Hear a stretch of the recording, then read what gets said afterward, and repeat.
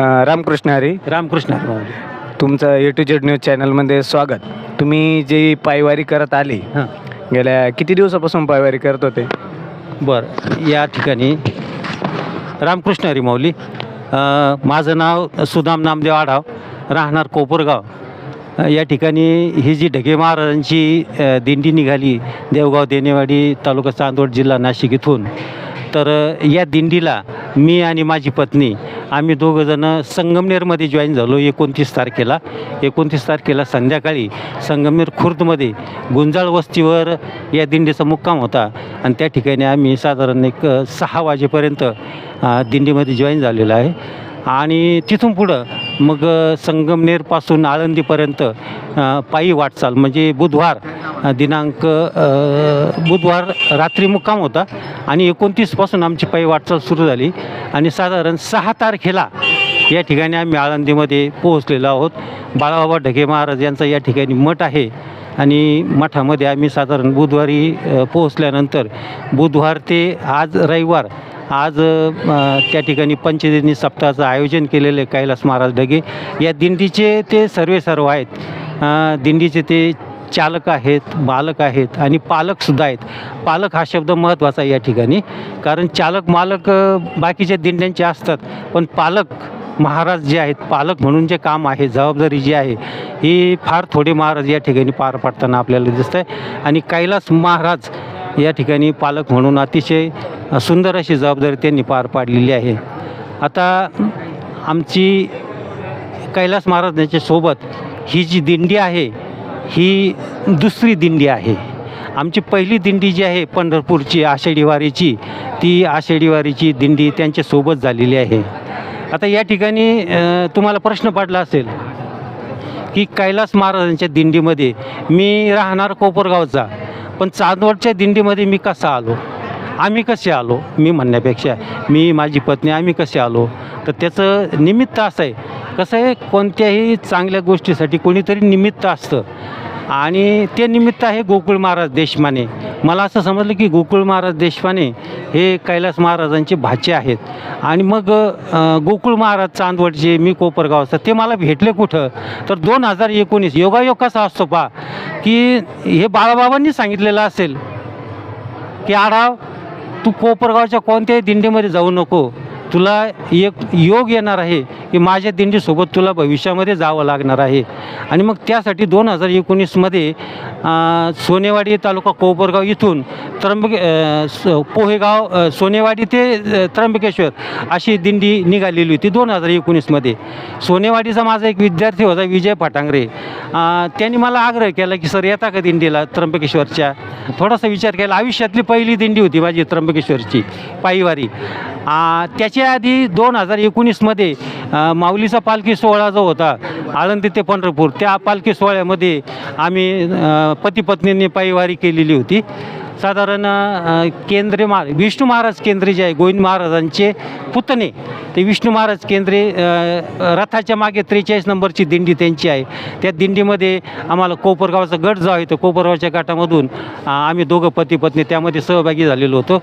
परंतु त्या मोठ्या सोहळ्यामध्ये होतं असं की खूप धावपळ होते, जनसमुदाय वारकरी प्रचंड असतात आणि तो एक अनुभव घेतला आम्ही. परंतु सोहळा जरी मोठा असला, गर्दी प्रचंड असली, पण त्या सोहळ्याचा सुद्धा अनुभव आयुष्यामध्ये एकदा का होईना प्रत्येक वारकऱ्यांनी प्रत्येकाने तो घेतला पाहिजे आणि तो आमच्या नशिबात होता, तो आम्ही तो घेतलेला आहे. अतिशय सुंदर स्वर्गीय सुखाचा आनंद म्हणता असं की आळंदी सोडल्यानंतर, पुन्हा सोडल्यानंतर ज्या वेळेला रस्त्याने प्रचंड गर्दी म्हणजे अथांग, की जसं आकाश जिथं टेकतं आणि मग काहीतरी दिसतं, तसं आम्हाला संपूर्ण माणसं दिसत होते.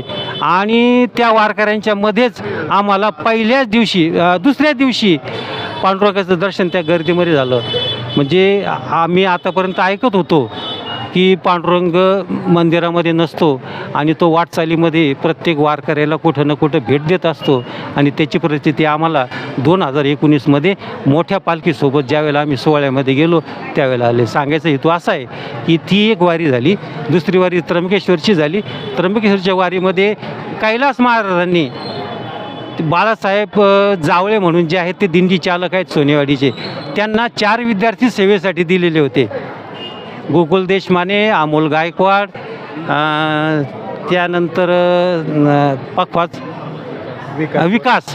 विकास आणि परमेश्वर घाटे, विदर्भातला एक आहे परमेश्वर घाटे, असे 4 विद्यार्थी त्या ठिकाणी तुमच्याच वयाचे ते होते, ते विद्यार्थी. आणि मग वाटचालीमध्ये एक 8 दिवसाची वाटचाल होती त्र्यंबकेश्वरपर्यंत. मग प्रत्येक टप्प्याला व्हायचं काय, रात्री जेवण झालं की हे 4ही महाराज विद्यार्थी ते पोरं आमच्याजवळ येऊन बसायचे, ओळख झाली, मग नंबरची देवाणघेवाण झाली, मग गोकुळने माझ्याकडे नंबर दिला. आणि मग भविष्यामध्ये आत्ता यावर्षी गोकुळने सहज मला कार्यक्रम पत्रिका पाठवली पंढरीच्या वारीची, आणि ठरवलं आम्ही मग माझ्यासोबत माझी पत्नी होती, माझी बहीण आहे, त्या ठिकाणी आलो आम्ही 3 पंढरपूरच्या वारीमध्ये सहभागी झालो यशस्वीपणे. अतिशय सुंदर अनुभव आम्हाला त्या ठिकाणी आला. कैलास महाराजांच्या सोबत काही दिवस घालवण्याचा आमच्या आयुष्यामध्ये अगदी सुवर्ण क्षण म्हणता येईल आपल्याला, तर असा तो अनुभव आलेला आहे. आणि त्यानंतर मग आता आळंदीचं त्याच वेळेला ठरवलं होतं की आळंदीची वारी जी आहे आपल्याला पुन्हा एकदा कैलास महाराजांच्या सोबतच करायची आहे, आणि पुन्हा तो योग या ठिकाणी घडून आलेला आहे. या ठिकाणी दिंडीसोबत चालताना आता जे वारकरी आहेत साधारण 150च्या आसपास वारकरी आहेत. साधारण बरेचसे वारकरी जे आहेत ते महिला आहेत, 80% 70% महिला असतील, 20 ते 30% पुरुष या ठिकाणी आहेत. आणि वारकऱ्यांची वर्गवारी जर केली आपण तर साधारण 70% वारकरी जे आहेत ते 60च्या पुढचे आहेत, आणि 50च्या आतले जे एक 10% वारकरी आहेत, म्हणजे एक 8-10 मुलं, एक 10-15 मुलं आहेत, साधारण 35-40च्या आसपास, काही 25मधले 2-3 मुलं आहेत. अशा प्रकारे या ठिकाणी सर्व वयोगटातले, मला सांगायचा उद्देश असा आहे की सर्व वयोगटातले वारकरीच म्हणायचे. 25 वर्षाचा असला तर तो वारकरीच आहे, आणि 80 वर्षाचा असला तरी तो वारकरीच आहे. तोही माऊली आहे, 25 वर्षाचाही माऊली आहे, आणि 5 वर्षाचा सुद्धा माऊलीच आहे. आणि अशा प्रकारच्या सर्व वयोगटातल्या माऊली या बाळाबाबा ढगे महाराजांच्या दिंडीमध्ये कैलास महाराजांच्या प्रेरणेने आणि त्यांच्याकडं जे नेतृत्व आहे, जे मार्गदर्शन आहे, जो समजूतदारपणा आहे, जो विनयशीलता आहे, जो संयम आहे, जे पालकत्व आहे, हे त्यांच्याकडे आहे. आणि त्यांच्यामुळं या ठिकाणी वारकरी वर्ग जो आहे तो या दिंडीकडे आकर्षला जातो. आणि त्याच्याहीपेक्षा सर्वात महत्त्वाचं, बाळाबाबाचं जे कार्य आहे ते इतकं महान आहे. मुख्यतः निफाड आणि चांदवड तालुक्यामध्ये, किंवा असं म्हणता येईल आपल्याला की नाशिक जिल्ह्यामध्ये या ठिकाणी बाळाबाबा कोणाला माहीत नाही असं एकही गाव सापडणार नाही, गावातलं एकही घर सापडणार नाही, घरातला एकही माणूस आपल्याला या ठिकाणी सापडणार नाही. कारण दिंडीमध्ये चालताना ज्या ज्या वेळेला टप्पे यायचे, 10 मिनिटाची विश्रांती असेल, 2 तासाची विश्रांती असेल, रात्रीचा मुक्काम असेल, आणि मग जेवण वगैरे झाल्यानंतर एकमेकाशी बोलताना त्या मावल्या ज्या आहेत ते स्वतःचे अनुभव बाळाबाबांच्या विषयीचे सांगायचे.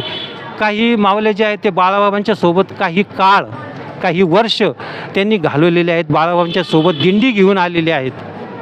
आणि मग मला या ठिकाणी मग ऊर असं भरून येतं की बाळाबाबांच्या सोबत ज्यांनी पायी दिंड्या केलेल्या आहेत अशा वारकऱ्यांचं दर्शन कैलास महाराजांच्या मुळं या दिंडीच्या माध्यमातून आपल्याला होतं. पूर्वजन्मीचं काहीतरी आपलं भाग्य असावं म्हणून अशा प्रकारचा अनुभव, अशा प्रकारची प्रचिती, अशा प्रकारची अनुभूती आपल्याला या ठिकाणी या आयुष्यामध्ये मिळते आहे. आणि हे आमचा जो मनुष्य देह आहे या ठिकाणी खूप आनंदी झाला असं आपल्याला या ठिकाणी म्हणता येईल. इथं आल्यानंतर, आश्रमामध्ये आल्यानंतर पंचदिनी सप्ताहाचा कार्यक्रम जर पाहिला तो इतका प्रचंड व्यस्त आहे की सकाळी 4 ते 6 काकडा होतो. मला सांगायचं काय आहे की मला या ठिकाणी महाराजांकडून वेळ घ्यायचा होता की एक अर्धा तास वेळ द्या किंवा 10 मिनटं वेळ द्या, मला बोलायचं आहे वारकऱ्यांशी. तो आज जवळजवळ उद्याचं समारोप आहे, या पालखी सोहळ्याचा उद्या समारोप आहे, आणि आज आदल्या दिवशी अजूनपर्यंत मला या ठिकाणी वेळ मिळाला नाही. हे का सांगतोय मी, तर कार्यक्रम शेड्यूल इतकं पॅक आहे की कुठेही मला 5 मिनटाचा वेळ जो आहे तो बोलण्याचा या ठिकाणी मिळाला नाही. आज आपल्या सर्वांचं नशीब आहे की थोडीशी विश्रांती आपल्या दिंडीला मिळालेली आहे. तर शेड्यूल कसं पॅक आहे, 4 ते 6 आकडा असतो, 6 ते साधारण 10-11 वाजेपर्यंत पुन्हा ज्ञानेश्वरीचं पारायण असतं. पारायण संपलं की पुन्हा मध्यंतरी नाश्ता असतो. पुन्हा कीर्तन ठेवलं जातं कोणाच तरी 10 ते 12 ते 12:30-1 वाजेपर्यंत चालतं. 1ला पुन्हा महाप्रसाद असतो कोणाच तरी वतीने. महाप्रसाद संपत नाही तोपर्यंत लगेच या ठिकाणी शिवकथा पुराणावाले माईक जोडायची लगेच तयारी असते. निरंजन भाई यायच्या आधी या माऊलीची लगेच तयारी चालू राहते. तो माईक जोडायला इकडे खाडखोड त्याचं सुरू होतं लगेच आणि इतकं व्यस्त असतं. मग माझ्यासारख्याला जर कुठं कोणाशी बोलायचं असेल तर वेळ कुठे मिळतो मग. आणि निरंजन भाईचं ते शिवकथा संपत नाही तोपर्यंत लगेच तिकडं हरिपाठावाले पोरं तयारच असतात लगेच, आहे की नाही. त्यांचं पडतं आम्हाला हरिपाठाला जास्त वेळ मिळाला पाहिजे. प्रत्येकाला असं वाटतं की माझ्या कार्यक्रमाला, आहे की नाही, माझे जी कला आहे ती प्रदर्शित करायला, या दिंडीमध्ये या वारकऱ्यांचं मनोरंजन करायला काहीतरी वेळ मिळाला पाहिजे. हरिपाठावाले सुद्धा हरिपाठ संपत नाही तोपर्यंत लगेच कीर्तनाचे महाराज तयारच असतात. कैलास महाराजांची धावपळ इकडं तिकडं फोन करायचं काम चालूच असतं. त्यांची खरी महत्त्वाची जबाबदारी जी आहे ती कैलास महाराजांची आहे. कैलास महाराजांचा आणि त्यांच्या परिवाराविषयी मला अजून खूप बोलायचं आहे. तो एक स्वतंत्र विषय आहे, त्यावर आपल्याला नंतर बोलता येईल. तर या ठिकाणी ते रात्रीचं कीर्तन संपलं की 10-11 वाजतात आणि मग वारकऱ्यांशी गप्पा मारायच्या कधी, हा एक प्रश्न पडतो. सुदैवाने आज या ठिकाणी वेळ मिळाला आहे. तुमचं चॅनल या ठिकाणी माझं मनोगत, माझ्या भावना या ठिकाणी व्यक्त करण्यासाठी तुम्ही विनंती केलेली आहे. तुमच्या चॅनलला या ठिकाणी मी धन्यवाद देतो. धन्यवाद सर, तुम्ही आमच्या चॅनलला तुमच्या वारीविषयीच्या ज्या काही भावना आहे त्या सांगितल्याबद्दल चॅनलच्या वतीनं तुमचं सर्वांचं धन्यवाद. असेच नवनवीन व्हिडिओ पाहण्यासाठी तुम्ही आमच्या चॅनलला सबस्क्राईब करा, शेअर करा, लाईक करा. धन्यवाद.